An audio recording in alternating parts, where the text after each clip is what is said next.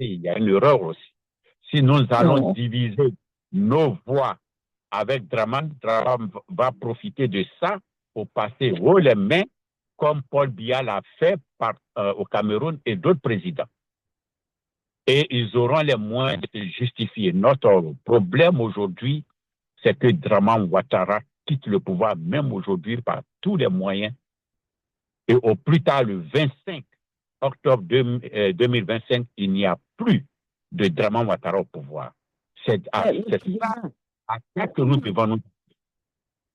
est-ce que vous ne pensez pas que l'opposition est un peu fragile parce que le fait de continuer à dire que nous ne sommes pas en coalition, oui, nous nous rencontrons pour combattre le même ennemi, etc., est-ce que ça ne laisse pas l'arrière-goût de une sorte d'avidité de pouvoir de chaque côté? C'est-à-dire que chacun sait qu'il veut le pouvoir et on fait semblant de se mettre d'accord et ça donne une opposition qui n'est pas assez forte. Donc, Ouattara continue de faire ce qu'il veut faire. Est-ce que l'opposition ne gagnerait-elle pas à vraiment s'unir honnêtement plutôt que de se cacher derrière des mots et des jeux de mots? Nous sommes en politique. Pasteur Aka, je suis présent. Nous sommes nous ne sommes pas dans une politique normale avec Draman Ouattara.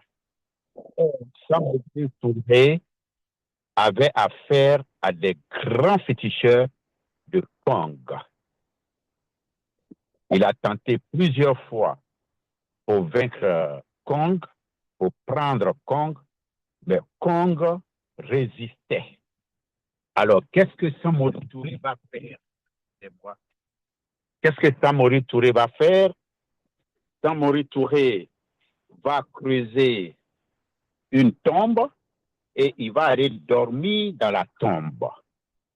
Il ne sort pas de la tombe. Et tous les grands féticheurs de Kong voient Samori Touré dans une tombe. Il ne peut pas s'imaginer que quelqu'un soit dans une tombe. Il est mort. Et c'est ce que les grands féticheurs de Kong ont dit. Il est mort. Les grands féticheurs de Kong disent, nous on voit Samori Touré dans une tombe. On voit Samori Touré dans une tombe. Quel être vivant qui va aller dormir dans une tombe? Donc, Samori Touré est mort, il est dans une tombe, dont la vie est redevenue normale. C'est là que Samori Touré va sortir de sa tombe et aller battre, comment s'appelle, Kong. Et Kong, pour avoir la vie sauve, va faire appel aux colons français pour venir chasser, comment s'appelle, Samori Touré, qui sera plus tard capturé chez vous là-bas, là, à Guélémont, là. Hein? Et là, la frontière finale de la Côte d'Ivoire va être tracée en 1893. Donc, nous sommes en politique. Il ne faut pas se faire découvrir, surtout que nous avons un démon comme Draman Ouattara, un criminel, sans foi ni sympathie, ni pitié pour le peuple de Côte d'Ivoire, parce que ce n'est pas son peuple. Il n'a aucune famille en Côte d'Ivoire, il n'a aucun bien en Côte d'Ivoire, si ce n'est pas ce qu'il a volé pendant qu'il était président. Donc, avec un long comme ça, il faut savoir marcher. Quand tu fais un pas devant, il faut marcher comme un caméléon. Il faut s'assurer que la terre ne va pas s'effondrer en bas de toi. Merci. Oui, Pasteur Aka, je suis présent. Oui, bonsoir, Pasteur Aka. Je ne sais pas si vous avez écouté l'interview que Jacques a diffusée. Est-ce que vous l'avez écouté? Oui, j'ai suivi l'interview. Très bien. Il y a une pluie qui s'abat là, donc il fallait que je... Oui. Allez-y alors rapidement. Analyse, hein, sur cette... Oui, selon mon analyse, bon, il faut dire que c'est une bonne interview, il y a eu beaucoup de vérité, c'était direct, les questions étaient vraiment bien posées. Mais pour ma part, je suis un peu pessimiste, un peu réservé parce que ce langage-là qui est tenu par les responsables du PPACI de l'époque FPI, c'est pas nouveau. On l'a vu avec le président Gbagbo en 2009, pendant la rébellion, autre tout. On a vu un peu les démonstrations de force, les propos qui se tenaient. Mais tout le plan des actions par fini, qu'est-ce que nous nous sommes retrouvés avec 3000 morts. Oui. Et je le dis parce que au temps du président Gbagbo, il avait sorti mais une expression pour dire qu'on voit leur dos. Au moment où nous, ici, on essayait d'attirer son attention, on essayait de sonner la lampe pour dire non, faites attention parce que ceux qui sont au golfe, voilà, c'est qui se préparent. Et on ne nous a pas écoutés. Et aujourd'hui encore, nous sommes en face des mêmes faits. Et le président Ouattara est dans une logique. Bon, j'espère que le PPACI a tiré les leçons de ses erreurs. Parce que le bon discours, les bonnes phrases, la pédagogie, le verbe, ils en ont. Ouais, mais quand il s'agit des actions, des actes, il y a une démission totale. La preuve en est, on a vu quand le président Gbagbo a été arrêté, tout le monde a fui. Ouais. Donc, moi, je suis un peu réservé. Ouais. Je suis un peu réservé parce que quand on écoute le pouvoir à travers les représentants qui viennent, ils sont fermes. Ils disent, si vous avez quitté même la commission électorale, avec vous, sans vous, on fera les élections. Donc, il y a un bras de fer déjà qui est engagé. Oui. Que vous le voulez ou pas, le nom de Gbagbo ne sera pas inscrit sur la liste. S'il met son nom 20 fois, on enlèvera son nom 20 fois. Le pouvoir est dans une position ferme. OK? Alors, quand le moment va arriver, j'aurais voulu que M. Jacques pose cette question. Dans le cas où tout ce que vous revendiquez n'ont pas trouvé de solution, il n'y a pas de dialogue politique de notre Gbagbo, qu'est-ce que vous allez faire? Bon, peut-être que ça, c'est un secret interne. Mais je veux déjà dire que, connaissant un peu la plupart des gens du PPACI de l'époque de FPI, c'est des gens qui parlent beaucoup, mais quand il s'agit de poser des actes, ils ont peur, c'est des périodes. Ça, il faut avoir le courage de le dire. Il faut avoir le courage de le dire. Donc, ça, c'est mon premier point. Et mon deuxième point, j'ai été un peu choqué lorsque M. Jacques a posé la question au ministre pour dire que est-ce que le président Gbagbo regrette? Bon, peut-être que si c'était au président Gbagbo lui-même directement que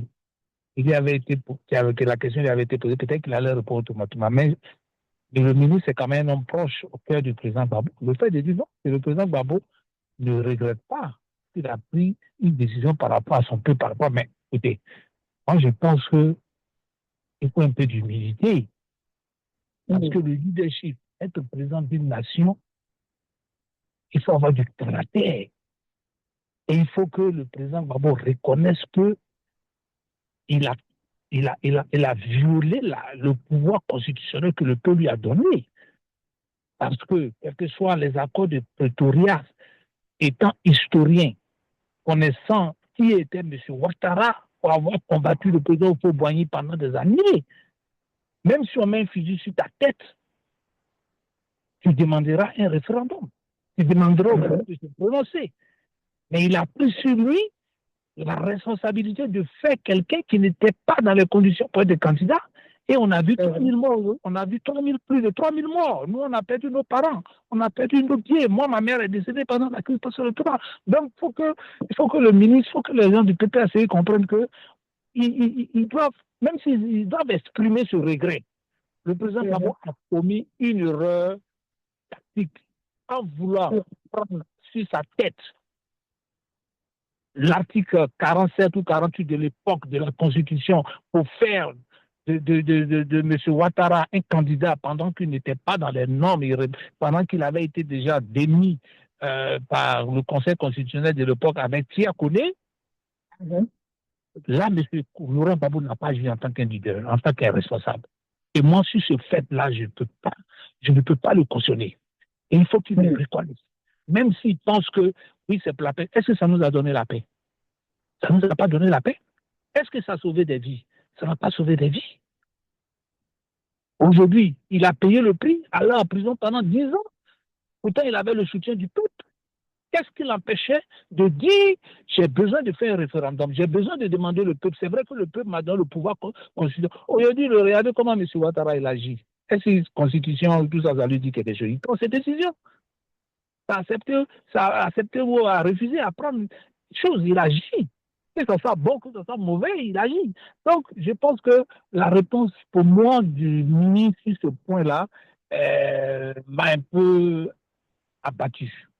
Ça veut dire qu'il n'y a aucun regret, aucun remords des 3000 morts, comme on le dit, ou bien des 5 morts, ou bien de ceux qui souffrent, de ceux qui ne veulent pas aujourd'hui, qui le supportent, qui ne peuvent pas rentrer aujourd'hui en Côte d'Ivoire, de ceux aujourd'hui qui sont encore en exil. Aucun rebord. La preuve en est, il n'a jamais même présenté ses condoléances, il n'a jamais même adressé un mot de regret ou bien de remerciement. Pourtant, il était le chef de l'État. Il était le chef de l'État, le chef suprême de l'armée. Il a la responsabilité de la sécurité du pays. Donc, il ne faut pas qu'on nous dise que oui, il a pris cette décision pour la paix, parce qu'il a pris ça pour ses propres intérêts, parce qu'il veut rester au pouvoir. Donc, ça, là, je ne suis pas d'accord avec lui. Maintenant, concernant l'alliance avec le PDCI, vous voyez, c'est un problème que nous avons avec l'opposition en Côte d'Ivoire. Peut-être qu'ils ont d'autres plans que nous ignorons. Vous voyez? Et ça, si vous voulez que le pouvoir change, il faut mettre bas la terre, il y a des sacrifices qu'il faut faire. Parfois, il y a des nivaquines qu'il faut prendre pour guérir, même si on n'a pas. Le PPACI doit parfois se ranger aussi vers les autres de l'opposition, même si le président Gbagbo a lancé un mot d'ordre, a lancé l'appel de Benoît, c'est une bonne chose, mais si aujourd'hui il y a une coalition qui s'est créée, mais ils n'ont qu'à joindre la coalition. S'ils sont en train de défendre les mêmes intérêts. On ne dit pas de faire une coalition pour un président unique. On ne dit pas de faire une candidature unique. Mais il faut qu'on sente que vous parlez d'une même voix. Mais on sent, quand on regarde aujourd'hui la configuration, on voit encore des problèmes de Cosette avec de goûter de Mme Simon. Nous, on s'en fout de ça. C'est sa vie. Aujourd'hui, c'est sur vous que le pays se retrouve, a été fusillé. C'est sur vous que nous avons payé de nos parents. Arrangez-vous comme vous voulez pour nous remettre notre pays. Voilà, il ne faut pas qu'il va chercher le président Gbagbo. C'est vrai qu'il fait front par l'espérance qu'il a, mais il ne faut pas qu'il va chercher à dire je vais revenir au pouvoir. Mais écoutez, nous voulons un changement de politique. Nous voulons un changement de la classe politique. Et ça, il faut que le PPACI comprenne que la Côte d'Ivoire, là, ça ne se limite pas au président Gbagbo. Le président Gbagbo a tracé le chemin, il a fait ce qu'il pouvait faire à l'heure actuelle. Il doit mettre bas la terre et puis mettre ceux qu'il faut mettre devant pour avancer. Il y a des réalités qui sont là. Mettez-vous ensemble, parlez d'un même langage. Les problèmes des personnes, on n'en veut pas. Aujourd'hui, ce n'est pas ce que nous cherchons. Donc, c'est une bonne interview. C'est vrai, les questions étaient là, les réponses me sont éloquentes, mais pour moi, c'est de la démagogie ou même de la pédagogie.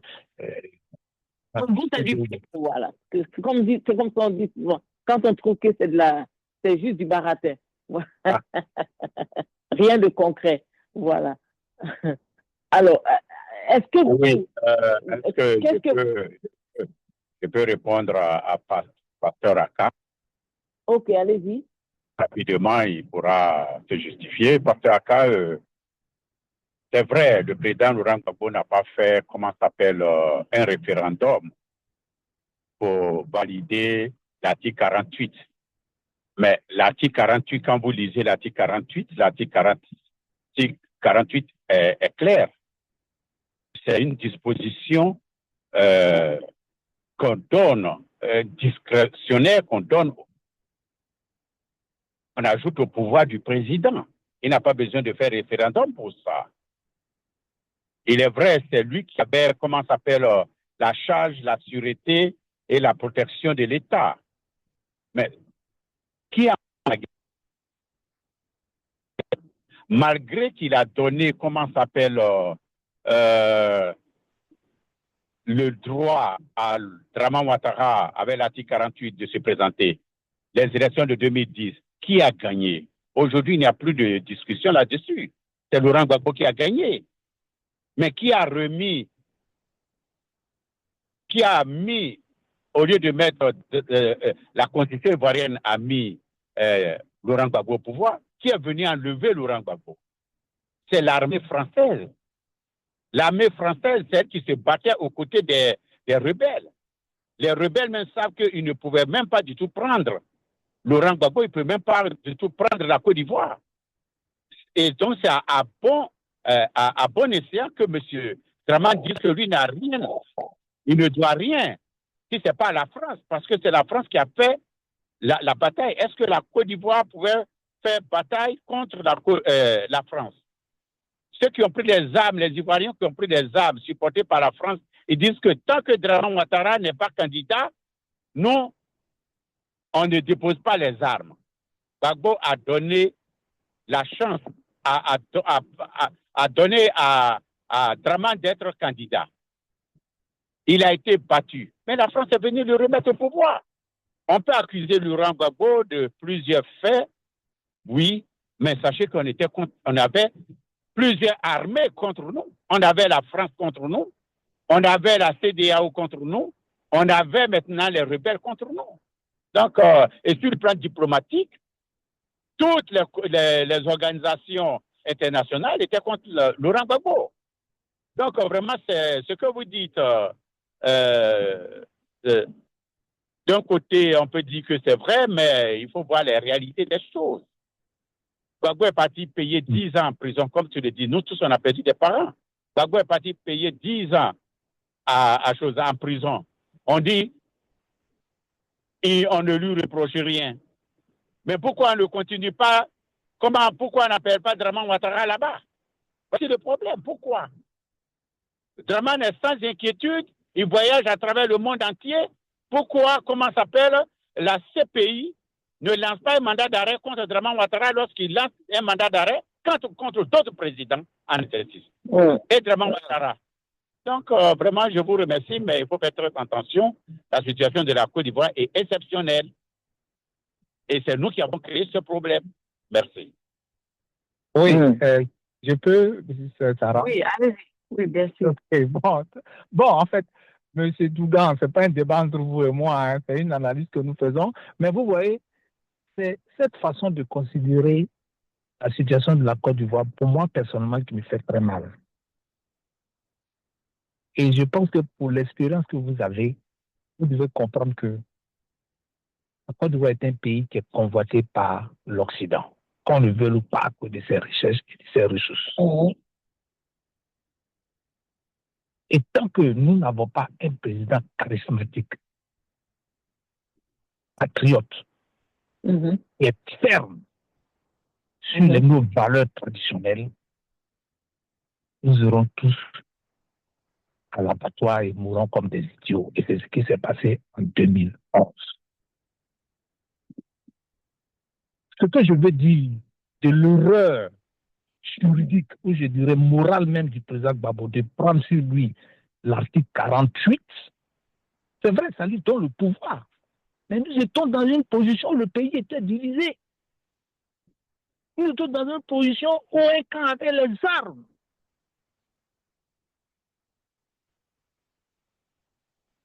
Quel était son leadership? Aller aux élections au moment où ton pays est divisé, pourtant la constitution est claire. Tant que ton pays est chaud, il n'y a pas d'élection. De deux, tu vas à une élection où toi-même tu ne peux même pas contrôler la commission électorale. Mais attendez. Et tu prends sur toi le pouvoir que le peuple t'a donné à un certain moment. Quand même, il y a ce que nous appelons les valeurs morales. Même si tu sais que c'est toi, nous sommes tous des leaders. Il y a des décisions où tu sais que les règlements ou le statut te donne droit d'agir, mais la sagesse de que, à un certain moment, tu consultes ton peuple, tu consultes l'Assemblée, tu consultes ceux qui sont autour de toi. Tu prends leur avis, c'est ça. L'humilité d'un leader, savoir écouter les autres. et après tirer des leçons. S'il n'y a pas maintenant de solution, en ce moment-là, tu peux prendre ta décision de dire. Mais ce n'est pas ce qui s'est passé. Au moment où tout le peuple était derrière. Moi, j'étais à Abidjan. Quand il y a eu, d'abord en 2004, quand les Français tiraient en l'air, j'étais à Abidjan. En 2011, quand il y avait la guerre, j'étais à Abidjan. Je sais ce qui s'est passé. Quand la rébellion a commencé en 2000, je ne sais pas si c'est 1922, j'étais à Abidjan. Je suis arrivé le lendemain, c'est là qu'il y a eu la rébellion. Donc, on sait ce qui s'est passé. Alors, quand on veut me justifier pour dire oui, c'était pour la paix, est-ce qu'on a eu cette paix-là? Non, à un certain moment, il faut du leadership, il faut du caractère. Et aujourd'hui, nous sommes dans un monde multipolaire. Nous sommes dans un monde aujourd'hui, quand vous regardez le président de la Russie, quand vous regardez le président des États-Unis, quand vous regardez le président de la Chine, vous pensez qu'ils n'ont pas de démocratie chez eux, ils ne connaissent pas la démocratie, mais regardez comment ils agissent. Regardez comment ils agissent.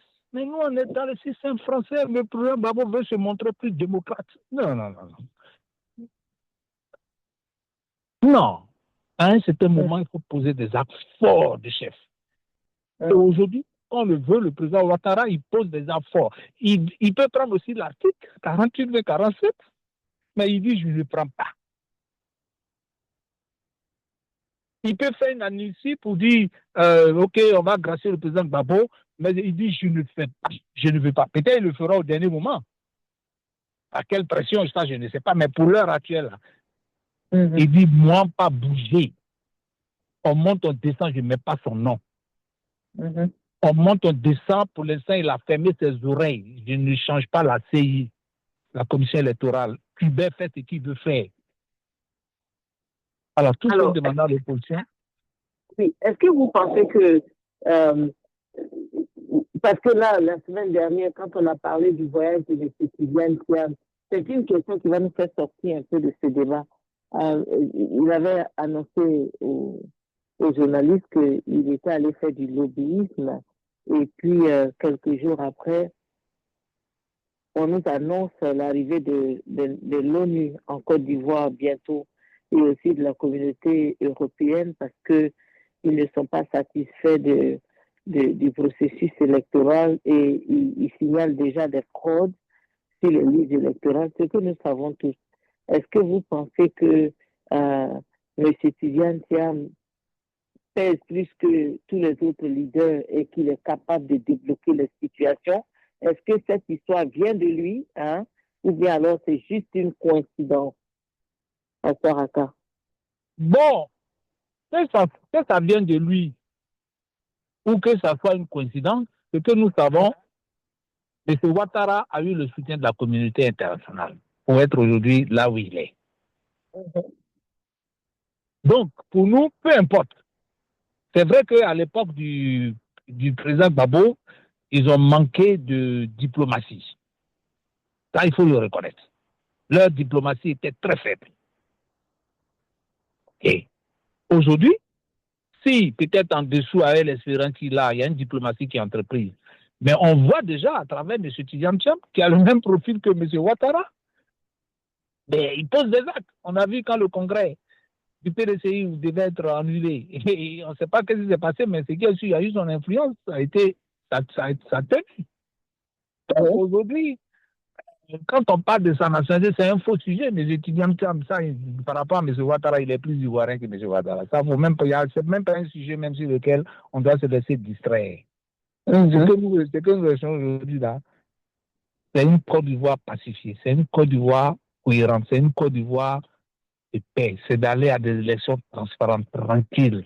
On a perdu trop de personnes. Mais déjà, la préélection, les signes démontrent que soit on n'a qu'à laisser M. Ouattara n'a qu'à continuer à faire ce qu'il veut faire, jusqu'à ce que, si son temps arrive par la volonté de Dieu, alléluia, et que l'opposition, si, à travers les déclarations qui ont été faites ce soir par le ministre, ce qui est sûr, on va gagner, s'ils ont un autre plan secret auquel on ne sait pas et nous voyons si l'opposition a un rapport de force qui va amener le pouvoir au changement et machin, on dit Dieu merci, nous sommes là pour les soutenir. Dans tous les sens, nous les soutenons. Parce que nous voulons vraiment un changement. Nous voulons un changement. Donc, il ne faut pas trop dire, mais c'est Tidiane Thiam étudie ses relations, ce qui est apprécié pour la Côte d'Ivoire. M. Gbagbo aussi, bon, mine de rien aussi, il a ses relations. Il a aussi des gens qui sont là. Aujourd'hui, le ministre est aux États-Unis. Bon, je ne pense pas qu'il est venu seulement aux États-Unis pour rencontrer la famille PPACI. Il est venu certainement pour de l'oubli. Il est venu certainement, il va rencontrer des autres personnalités. Parce que la Côte d'Ivoire aujourd'hui est au centre, disons qu'au niveau de l'Afrique de l'Ouest. La Côte d'Ivoire aujourd'hui, c'est que les Ivoiriens doivent comprendre. Que ce soit les États-Unis, que ce soit la Russie, que ce soit l'Europe, nous avons un pays béni de Dieu. Voilà, nous avons eu la chance de faire une étude des richesses de la Côte d'Ivoire, mais je vous dis que c'est énorme. On n'a même pas encore exploité le tiers de nos richesses. Donc, si nous ne faisons pas attention, nous n'aurons plus de pays, il n'y aura plus d'Ivoiriens. Et puis, c'est des choses qu'on a dénoncées depuis des années, et c'est ce qui est en train de se mettre en place. Il a parlé du problème foncier. Écoutez, quand on dit il faut être Ivoirien aujourd'hui pour avoir une terre, bon, c'est des pièges. Ça veut dire que l'Ivoirien aujourd'hui qui est parent en France, qui a eu la nationalité française ou américaine, mais russe, ne peut pas aujourd'hui avoir une terre. Parce qu'il perd sa nationalité. Donc, vous voyez, il y a trop de choses. Il y a trop de choses qu'il faut analyser vraiment avec beaucoup d'intelligence. Ce que nous voulons aujourd'hui, nous voulons un pays basé sur des lois qui nous sont propres. Quand vous regardez le Burkina aujourd'hui, celui qui dirige le Burkina, il n'a pas PhD. Mais il est naturel. Il sait ce que son peuple veut et le peuple le soutient. Bon, en Côte d'Ivoire, malheur pour nous, on a près de 23 à 33% d'étrangers. C'est un problème. Il y a beaucoup de nations. Mais ça, c'est des choses qu'on peut régler. Pourvu que la coalition, pourvu que l'opposition aujourd'hui politique, avec la société civile que nous voyons, se mettre ensemble et que ça soit une unité, une union forte, sincère, basée sur le changement.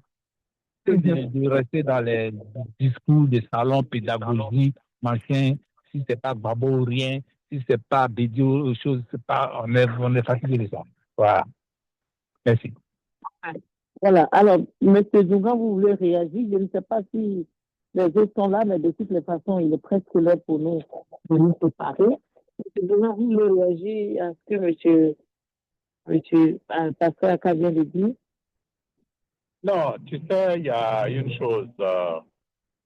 Ce que je veux retenir, c'est que aujourd'hui, le problème de la Côte d'Ivoire aujourd'hui des centres de grande convoitise. Hein? La France qui veut garder à tout prix, comment on s'appelle, son précaré, comme on le dit. La France qui a créé son monstre, qui s'élève contre lui-même. Mais vous voyez, la vérité, c'est que Draman Ouattara crée ce faux débat pour distraire les Ivoiriens afin de goupiller les élections. Au moment où on va se réveiller, on est dans les élections. Et donc, personne ne peut venir contester la nationalité de Tidiane Thiam. Personne. Même fut-il un fou. Hein? Fut-il un fou. Monsieur Thiam a la nationalité française parce que son père est français. Ce n'est pas une naturalisation, c'est un droit de fait. C'est tout. Monsieur Laurent Gbagbo doit être candidat. On enlève son nom. Il faut que la justice ivoirienne nous prouve que monsieur Thiam n'est pas ivoirien et que la justice ivoirienne nous prouve que Laurent Gbagbo, avec des preuves à l'appui, que Laurent Gbagbo a cassé la BCAO, emporté de l'argent. Il faut qu'il nous prouve, il faut qu'il nous donne les preuves. Donc, tout ce débat, c'est pour distraire les Ivoiriens. C'est pour distraire les Ivoiriens jusqu'au moment où on va se réveiller. Nous sommes dans les élections et puis Draman Ouattara a gagné. Alors, il faudrait que les Ivoiriens dépasse cet esprit mesquin de Dramane Ouattara.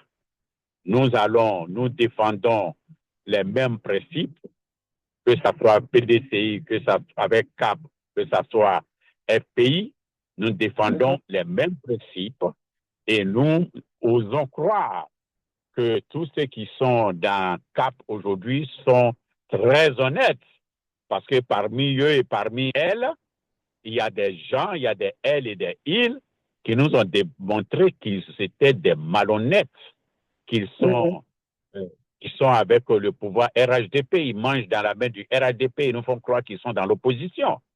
Donc moi, aujourd'hui, je ne préconise pas une union aujourd'hui, PPACI, PDCI, RDA, avec, comment ça s'appelle, CAP.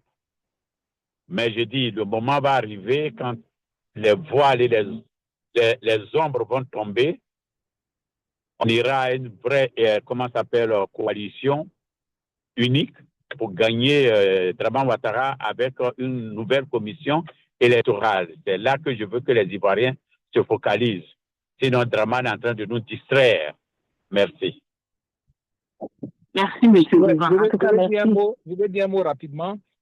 Oui, un instant, je vais vous permettre de donner vos mots de la fin. Je voudrais juste dire merci au commandant Jacques Roger, qui a fait une très, très belle interview avec le ministre. On espère que on pourra avoir d'autres interviews avec d'autres hommes politiques de Côte d'Ivoire. Ici, on pourrait avoir M. Bion. Ça nous ferait plaisir, Jacques, pour qu'il vienne nous expliquer un peu quelle est la motivation de sa traîtrise envers le PDCI RDA, Madame Valérie Yapo. En tout cas, merci Jacques. Voilà, allez-y passer à Ka et puis ce sera en même temps votre mot de fin et puis je vais aller vers M. Bouvard à nouveau. Voilà. Oui, ce que je voulais dire, bon, j'espère que le ministre va entendre nos analyses. Il faudrait que l'opposition comprenne une chose. Ce n'est pas le fait que l'ONU va venir, que l'Union européenne va venir, qui vont forcer le président Ouattara à changer la CENI ou bien à mettre le nom de président Gbagbo sur la liste électorale. C'est les mêmes familles. Aujourd'hui, on est dans ça là. L'ONU est dedans. L'Union européenne est dedans. Et je suis dans l'intérêt. C'est vrai que dans la diplomatie, c'est une bonne procédure. Mais il ne faut pas espérer tout ce qu'ils vont venir dire. On connaît le discours de l'ONU. Oui, essayons de la paix, mais nous, quelle action ils vont entreprendre pour amener. La preuve en est, il y a eu des décisions même coup africaine. M. Ouattara dit, ce n'est pas mon problème. Voilà aujourd'hui, ces pays, après il a dit, Gbagbo a quitté, machin, il dit, ça c'est votre affaire. Moi, je suis le président de Côte d'Ivoire. Ce que vous avez décidé là, ça c'est pour vous là-bas. Donc, je veux dire que nous devons prendre nos responsabilités. Si nous voulons des changements, ça doit venir du peuple, ça doit venir des Ivoiriens, ça doit venir de nous-mêmes. Il ne faut pas attendre un miracle de l'ONU ou bien de l'Union européenne. Ça, il faut que les gens y comprennent. C'est normal de les recevoir, de les prendre comme des arbitres, d'observer, mais la délivrance, là, la souveraineté d'un pays, là, ça vient par son peuple. Si le Burkina, le Niger, le Mali voulaient s'appuyer sur l'ONU ou l'Union européenne, les Français n'allaient pas quitter leur pays. Ils n'allaient pas aujourd'hui. Aujourd'hui, ils sont en train de se débattre seuls. Ils ont même chassé l'ONU. Donc, il ne faut pas rêver à un changement quelconque si l'ONU vient ou bien si l'Union européenne vient. Non. D'accord. D'accord. Merci. Et je demande votre mot de la fin. Oui, en tout cas, je remercie le commandant Jacques. C'est ça qui fait de Jacques Roger Show International la première radio en ligne de la diaspora africaine. Je vous remercie, Sister Sarah, merci à tout le monde. Mais je vous dis qu'il y a plus important que ça. Le moment arrivé, les choses vont se dérouler à la satisfaction des Ivoiriens parce que nos leaders prennent le pouls et le poids de tout et les enjeux qui se passent en Côte d'Ivoire. Pour le moment, battons-nous pour remplacer cette commission électorale sans laquelle on ne peut pas avoir des élections justes et transparentes et avec laquelle nous irons encore dans des morts. Donc, c'est là maintenant, c'est là qui doit être notre bataille, notre cheval de bataille. Il est buté hors de la vie politique ivoirienne, cette commission électorale dirigée par M. Kuebert. Merci beaucoup. Voilà, merci à vous aussi et merci M. Degan, merci Pasteur Aka, merci M. Jo et M. Azéi qui n'ont peut-être pas pu attendre un peu plus longtemps. Merci à Jacques, c'était une très belle interview. On espère vraiment que les choses vont mieux se préciser en Côte d'Ivoire et que l'opposition va finir par se rallier et former réellement une véritable coalition, une véritable force qui pourra faire pression sur le gouvernement et le président Ouattara, une force qui pourrait l'obliger à venir autour de la table de discussion, de débat politique, comme il le dit vous-même. Hein. Alors, on espère cela, mais pour l'instant, en tout cas, le PPACI a marqué un grand point avec le président Laurent Gbagbo qui, lui, a déplacé des hommes par milliers et ça a été un grand choc pour le RHDP qui pensait que, comme on dit en Côte d'Ivoire, M. Laurent Gbagbo allait taper poteau.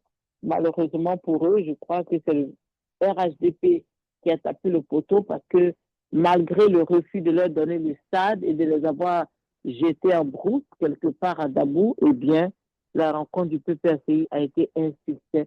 On attend le PPCDCI et on pense qu'avec ces actions, si elles sont répétées, elles vont mettre la trouille au cœur du parti au pouvoir et certainement que les choses pourront changer. Merci de nous avoir suivis.